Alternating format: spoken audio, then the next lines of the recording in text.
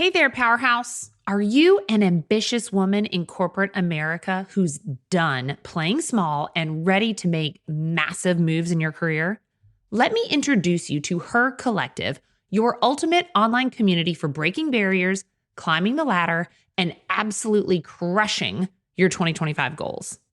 Inside Her Collective, you'll get tools, trainings, and resources to help you dominate at work, a tribe of like-minded women who lift while they climb, expert strategies to keep you fired up, focused, and unstoppable, and weekly group coaching and monthly master classes that will elevate your career and amplify your expertise.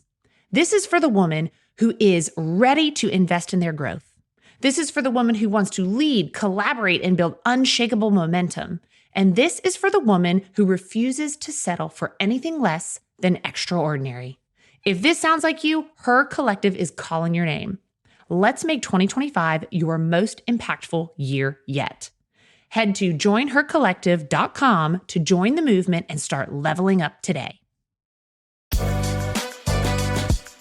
Welcome, y'all, to the Glass Ceilings and Sticky Floor podcast, the podcast where we get real about the challenges women face in work, life, and leadership. I'm your host, Erica Rooney, HR executive, keynote speaker, and executive coach, and I'm on a mission to get more women into positions of power and keep them there. This is the space where we call out the paradoxes, being told to lean in but not too far, to speak up but not too loudly, to be ambitious but not too ambitious. Does that sound familiar? We are over all of that. Here, we break down the sticky floors that keep us stuck, from imposter syndrome and perfectionism to burnout and fear, and give you real strategies to shatter those glass ceilings once and for all. So if you're ready to rewrite the rules, own your power, and take your career and life to the next level, you're in the right place. Now, today's guest I am so thrilled about, but she is a powerhouse in the world of personal branding, particularly for corporate execs and leaders who are looking to elevate their influence and their impact. Lorraine K is a highly sought-after brand strategist, executive coach, and speaker, renowned for her ability to help top-tier professionals craft authentic, powerful personal brands.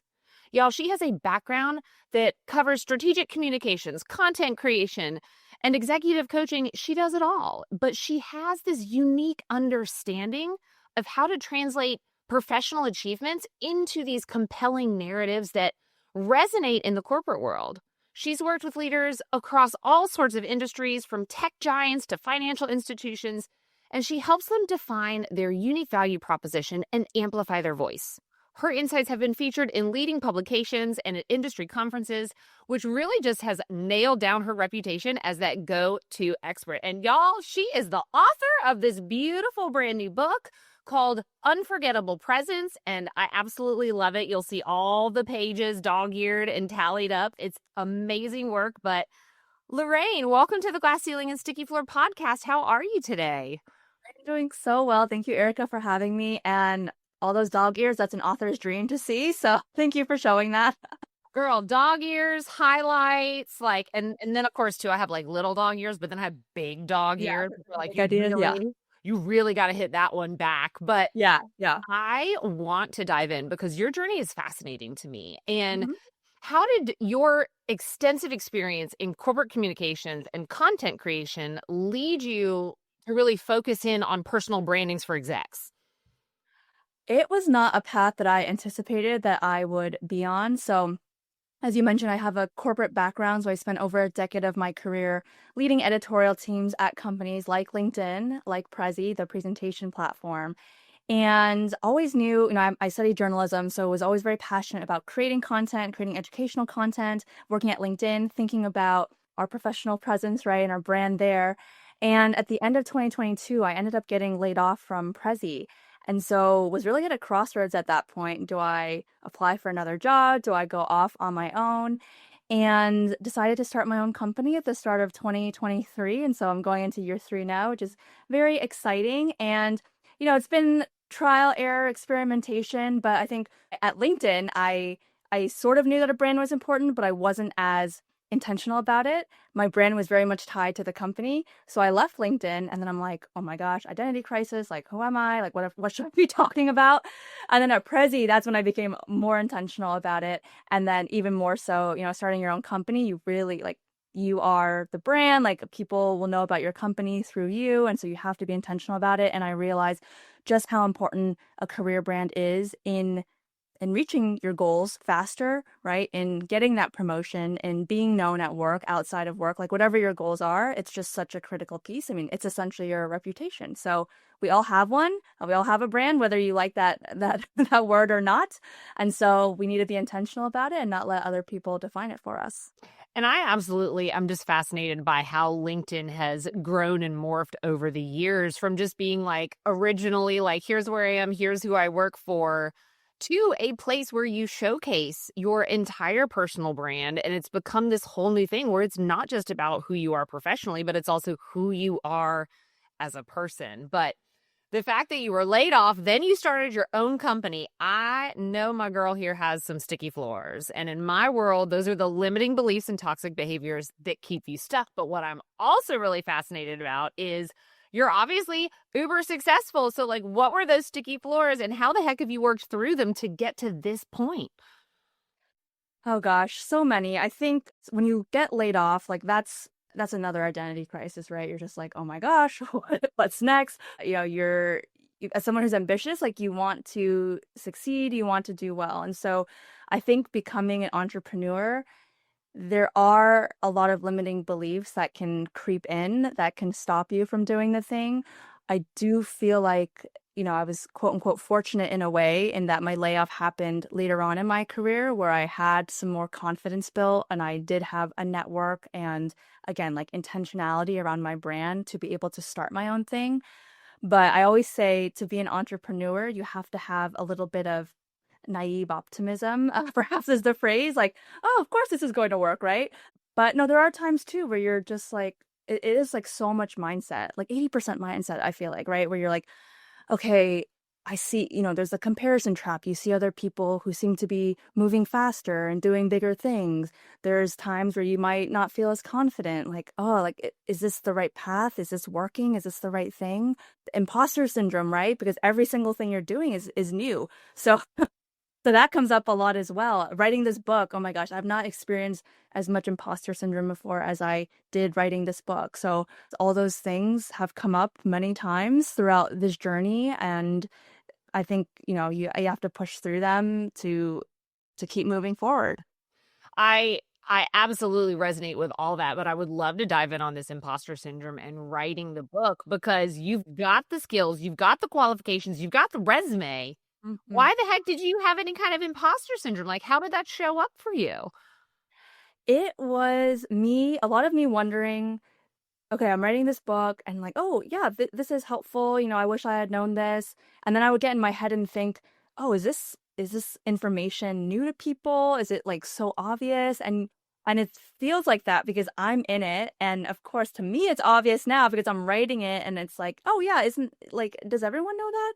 But I had to remind myself, no, not everyone knows this. And I didn't know all the things in the book, when I started my career. So, and that's who I wrote it for, people who were in my position earlier on, who I'm hoping to help so they don't have to go through all the same challenges that I did. And so it popped up that way. And then it popped up during the marketing. That was like a whole other thing that was even harder than writing the book, right? Like always talking about the book, putting myself out there. I felt very self-conscious if I was being too loud about it or just like annoying people. And I remember my book coach, she said to me that it was a selfish thing if I didn't put my book out there because I'm trying to help people, right? And so I need to let people know that this thing exists. Oh my gosh. So I definitely felt that too when my book went out. Yeah. And I remember feeling like I am just bragging about this. And it's not bragging, but like, how do you push, like, what kind of pivot did you give yourself to be like, no, Lorraine, you're not bragging. You're just, and actually, it is a pretty cool thing. You published a freaking book. So, how do you Yeah. move through that concept? So I think the mindset again is really important. And then we have to remember like so there's a balance, right? Like you can be bragging all the time, being like, I did this thing and this and that. I'm so proud. And that's okay. You don't want to do it all the time, but you should be celebrating, right? It is a big deal. And you also want to balance it with, okay, here's what you're going to learn. Here is how I want to help you, how I think the book can help you. And so I think when you mix those two things, it's a nice balance where it doesn't feel like it's me all the time. And it's instead, again, how can I be in service for you? Same thing as a speaker, right? Sometimes we get nervous because we think, oh, everyone's judging us, all eyes are on us. But it's really about, okay, how can we serve the audience? How can we help others? Yes. And I love this. And like, let's talk about this book for a little bit too, because it really does break a lot of, I think, things that people get really nervous about in their career. It breaks it down into these bite-sized pieces. And there was one chunk where you were talking about like, use these phrases that project confidence. And I was like, okay, I'm down with this. I love confidence. And I'm looking at these minimizing languages that you put out there that said, these are the things that minimize who you are. And it was like talking about, oops, my mistake, or, and this is one that I am guilty of all the time. Does that make sense? Yes, me too. Okay, but just It's so a you know, common one, y'all, yeah. she tells you in the book, if you are like me and you say, does that make sense all the time? We need to try this instead, which is, let me know if you have any questions, right? Super simple, super easy, and it's language that I'm comfortable with. But talk to me a little bit about projecting confidence and why that's important with your brand and how we can do that, looking at minimizing language, but what else can we do? The whole book talks about this new way that I'm defining presence. So I'm talking about professional presence in the book, which is defined as how and where you are seen. So I think when we hear presence, we often think executive presence. I'm of a certain seniority level. It's how I'm showing up in the room, in person. It's a high stakes situation. And what I'm doing is saying executive presence is important, and it's just one piece of the presence puzzle or the presence pie. And presence is about a lot of different smaller moments that happen throughout the day, throughout your career, even when you are just starting out. So to your point, phrases or minimizing language, like that's a very easy fix. And that's something that we can be doing and should be working on every day because we're always communicating, right? It's one of the pillars of business. And so to be able to do things and again make tweaks, small tweaks to what you're already doing, because the book is for people who are ambitious and work hard and want to keep getting better. So you're already doing great work. How can we up level your presentations, the way that you're communicating verbally, over Slack, over Teams, even over email? How are you leading a meeting, right? These are, I guess you could say, call them lower stakes moments, but they're equally as important, right? Because they're actually the moments that are happening the most that really create and form the impression in people's minds. So to be able to exude that confidence, and again, like the book is meant to give you very actionable frameworks and things you can implement right away, that just resonates, I think, through everything else that you do at work. I love that. And, since this is a podcast for women, I've got to ask, like, what key piece of advice would you give to women who are aspiring to leadership roles and they want to build a personal brand that's really going to help them accelerate into that next level of their career?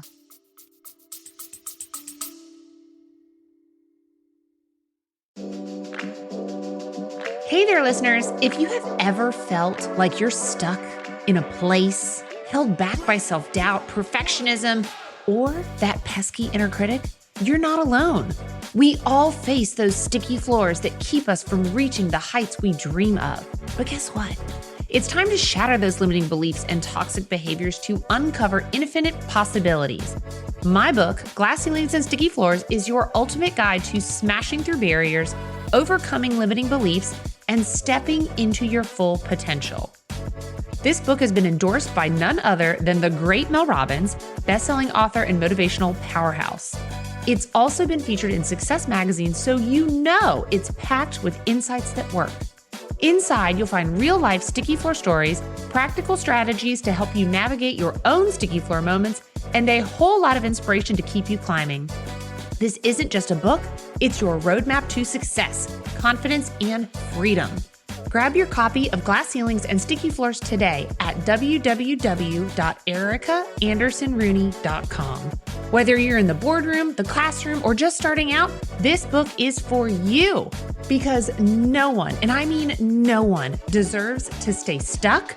No one deserves to feel small, and you have glass ceilings to shatter. Let's do this.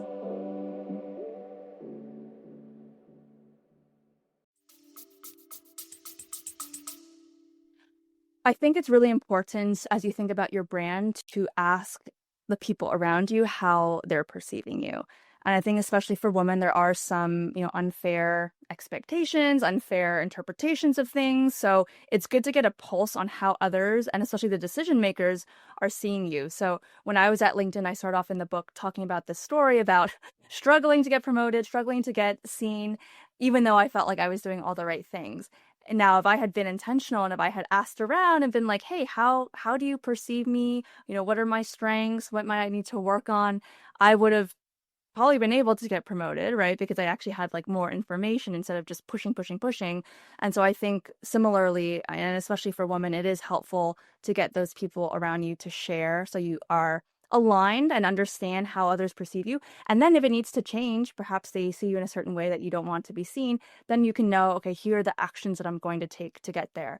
And then once you have that brand a little bit more solidified, making sure you have the sponsors to help push you and open those doors, right? Because we are women, especially over mentored, under sponsored. How can we get those people really advocating for us, being the voice for us when we're not in the room?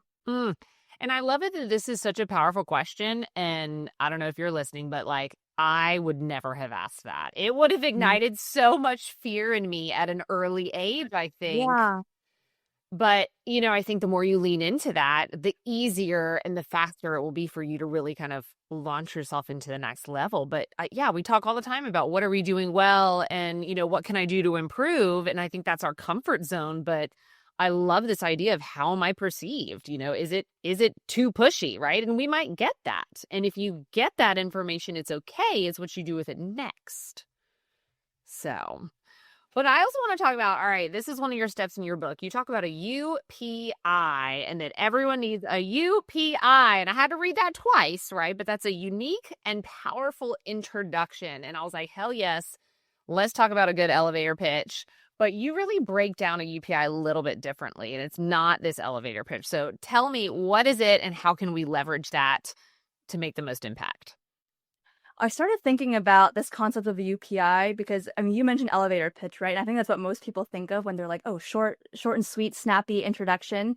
It's like how we show up in networking events. And what I was realizing in, again, like everyday meetings that's where you're really creating an impression over time, is that so many people, their introductions would be throwaway moments. So, oh, I'm meeting a new teammate. You're my new teammate, Erica. Like, oh, hi, Erica. Like, I'm Lorraine. I'm an editor. I've been here for 3 years.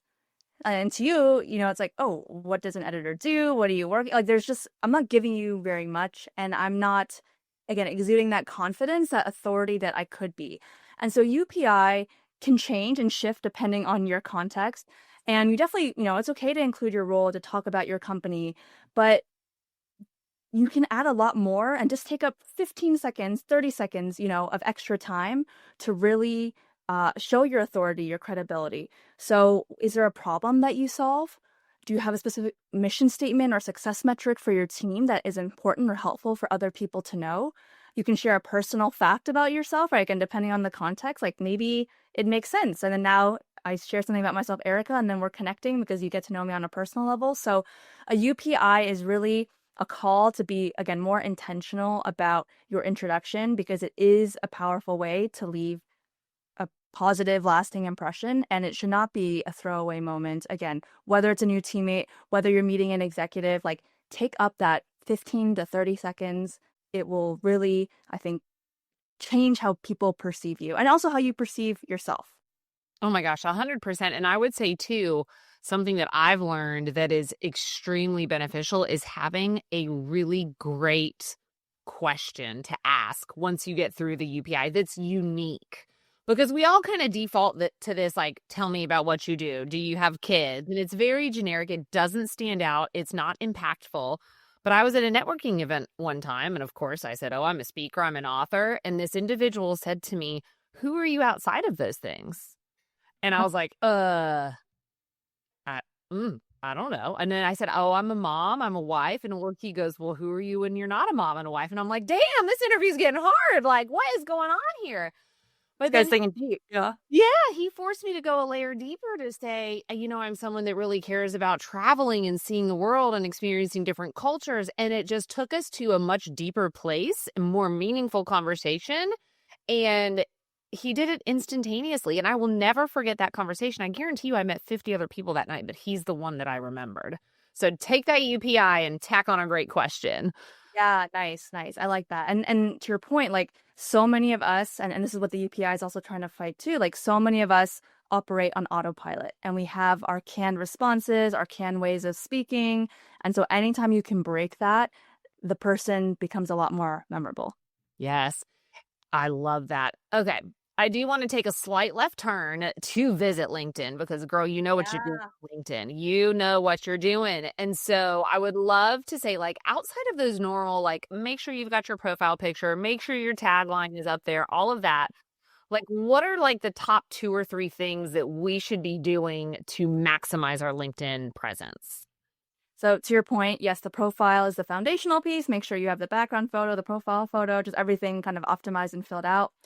The first thing I would say is to make sure that you're commenting on people's posts. I think sometimes we jump ahead to, oh, I have to post on LinkedIn. And it is very nerve-wracking. It can be intimidating. And this is a theme I'm hearing a lot when I go to speak at companies. People are like, oh my gosh, like I need to have the most original thought to be able to post. So we'll put posting on hold right now, but going to commenting is really powerful. Like comments equal content. And so it's a really great lower stakes way to get your voice out there, to practice asking interesting questions, to practice sharing your insights, to figuring out who you even want to follow, whose content you resonate with. And so you will grow your following that way. You will also grow your thought leadership that way. And you're going to make some interesting connections too. So that also, when you do finally post, LinkedIn is going to sense that, okay, you're contributing to the community, you're commenting, and hopefully give your actual posts a little boost once you get to that point. Yes. And I mean, this is where I usually get stressed out is I'm like, well, the algorithm, what's it going to do to me? Like, because everybody's always got these things. Is that something that we actually need to worry about, or should we just be engaging, like you said? I try not to worry about it too much. And I interviewed a senior editor at LinkedIn, my former colleague, Andrew Seaman, as well. And I asked him because I was like, I need to hear it from the source because people love asking this question. And he basically said, you know, what I thought as well. Don't worry too much about it. An algorithm's job is to inherently learn and change as we go. Even I feel like the LinkedIn engineers can't like say exactly what it's looking for, and really providing helpful, valuable content, sharing your experiences, your challenges, your stories. That's what people are going to connect with, resonate with, and don't waste too much time worrying about, oh, I have to format this like exactly like that. If the I content love that. is I love good, that. It like, gives me reassurance. yeah. No, I mean, people can drive themselves crazy, right? Trying to figure out what the heck is going on. And Yeah. it sounds like the second you think you have it figured out, like the algorithm is going to be changing. And so now you're back at square Exactly. one. So I love Yep. that. Don't waste your time. That's something that's off your plate. But let's circle back. And oh God, there's my corporate jargon. Let's circle back to the posting because I do hear a lot from the women inside my collective and all of these other things that they're like, I just don't know what to post, or I feel like I have to post every single day. And what's your response to that?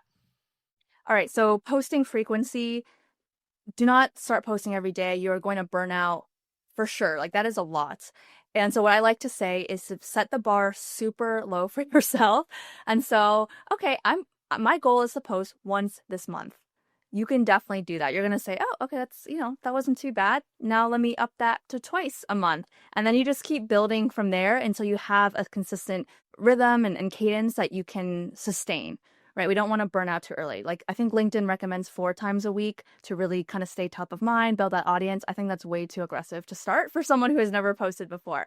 So don't put pressure on yourself. Eventually you want to, build up that cadence, but you don't have to do that right away. The second thing I would say is that things on LinkedIn, like the content on LinkedIn, there's no original idea. I mean, it's all repackaged, repurposed. It's just said from a person with a viewpoint or a personality or a story you connect with. Like I talk about communication, presence, leadership, management, hundreds, thousands, millions, right, of people who have expertise in this area. But people follow me specifically because they like the way I talk about things. Perhaps they like that I'm introverted and I bring that unique angle to it. So to not, again, put that pressure on yourself, like nothing is original. People want to hear from you and think about it more like, how can I help people? And then that will, I think, alleviate some of the pressure. Yeah, Someone needs to hear your story. Yeah. yeah, and I'm so glad that you said that because I tell people every day, I'm like, nothing I do or say is like brand new, shocking evidence. I'm not a scientist. I'm not uncovering research for the first time. Like 20 people have said this, okay? And so I love that. I think it's going to give people the confidence to be like, it's okay because it's through my lens and it's my story. Yep. But Exactly. all right, Lorraine, when you think ahead to the future, especially with all of this AI stuff going on right now, what shifts do you see in the realm of executive personal branding, and how are you preparing your clients for these changes? I think presence and branding will become even more important in the age of AI. And I think it will be the thing that really separates you, right? AI is going to help us execute, get more work done. But when it comes to interpersonal relationships, standing out at work, it's that human element, the soft skills, your ability to collaborate cross-functionally, to share an idea impactfully in front of a room, like all of that is going to be even more critical. And so yes, we need to, I think, learn AI and learn how it can make our jobs and lives easier. And also understand that these soft skills are even more critical today than they've ever been. And again, like the brand and having people know who you are in a crowded space, in a space where technology is perhaps taking over certain things, is going to be, yeah, essential. Oh my gosh. And then let's connect that with storytelling because I think, I mean, this is a piece where AI falls short. It can tell a story, but it can't tell your story. So I know in your work, you really emphasize the importance of storytelling in personal branding. Can you give me an example, maybe about a client's ability to tell their story and how, when they did it effectively, it transformed their career trajectory? For sure. I think, it reminds me, like, it relates back to your question about LinkedIn. My first thought was, okay, people say, oh, AI, it's going to make it really hard on LinkedIn now because everyone's producing so much content, right? It's like easier for everyone now. But to your point, Erica, like AI doesn't know your story and can't incorporate it in the way that you would, right? And so to know that that's like your thing that will help you stand out and be differentiated, I think actually it's going to be easier to stand out on LinkedIn, right? If everyone's using AI sort of generic content, the people who can really lean into their story, lean into their brand, those are the people whose content is going to stand out. Not to answer the other part of your question, I've worked with a lot of clients, a lot of times on LinkedIn, because I think people do understand the power of LinkedIn. And so I would say I think the about section is a very powerful space that people don't use effectively. So you have I think it's 2,600 characters, so a lot of space. And people will either regurgitate their resume or they'll use just a bunch of keywords, or they will describe themselves in such a way that if I copied and pasted it and put it to someone else's profile, it would work because there's nothing that's really specific to you. So I think, leaning into, again, what makes you you, like what got you into this industry? What are you passionate about? Like what makes you different?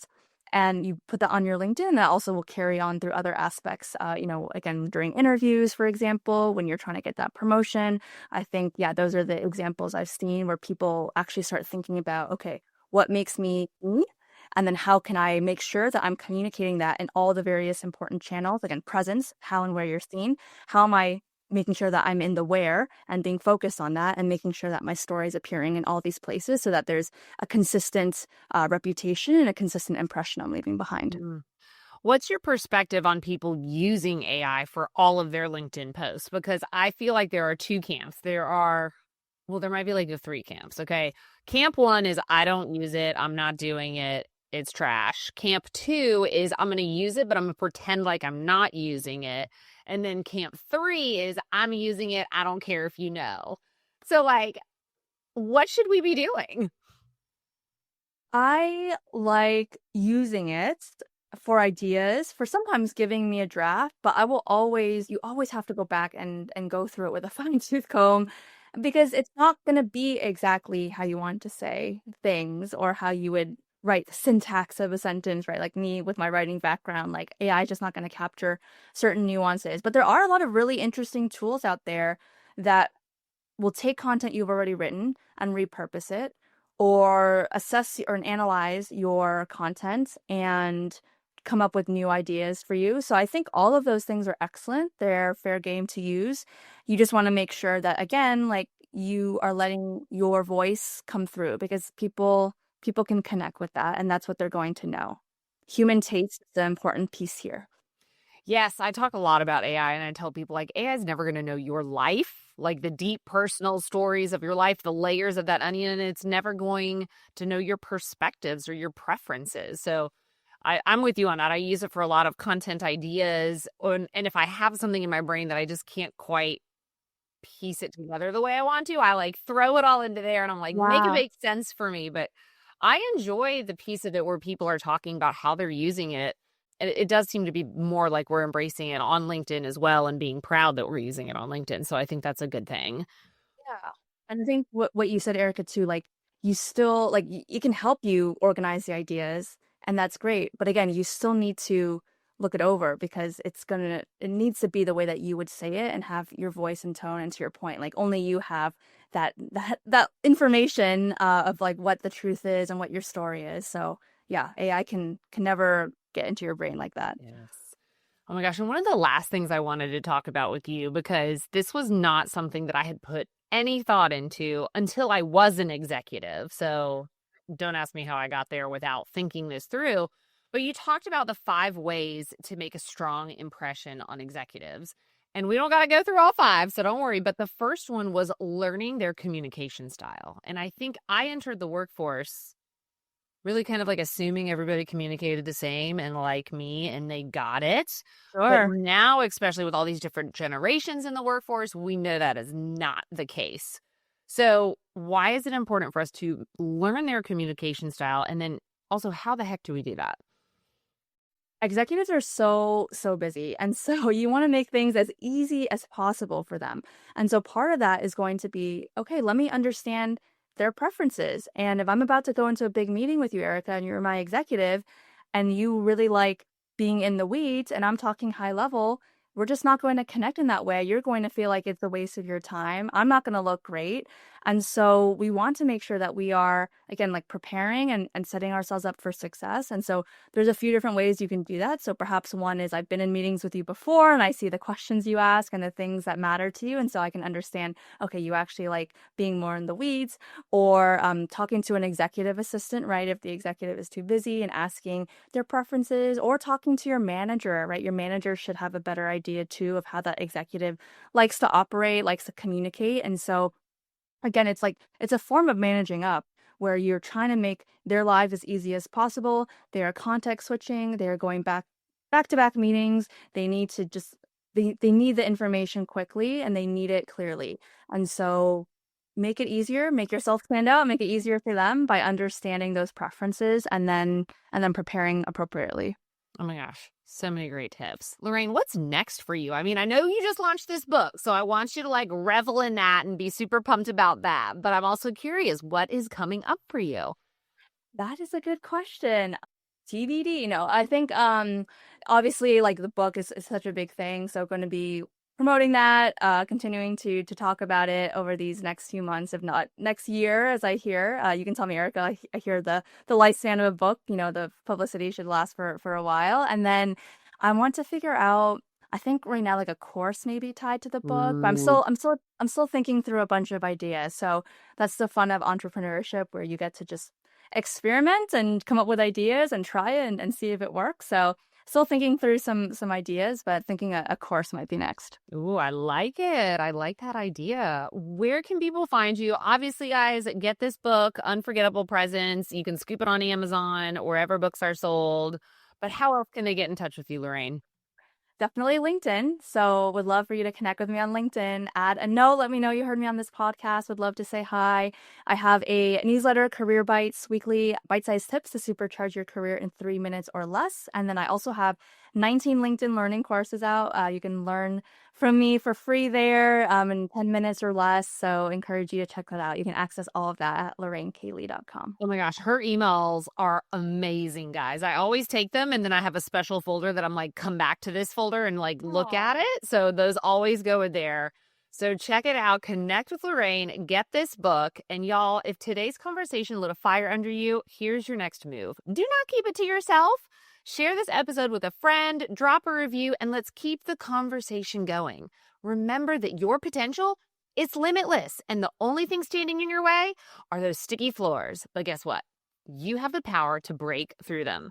So go out there, take up some space, and let's shatter some ceilings together. Lorraine, thank you so much. Thank you.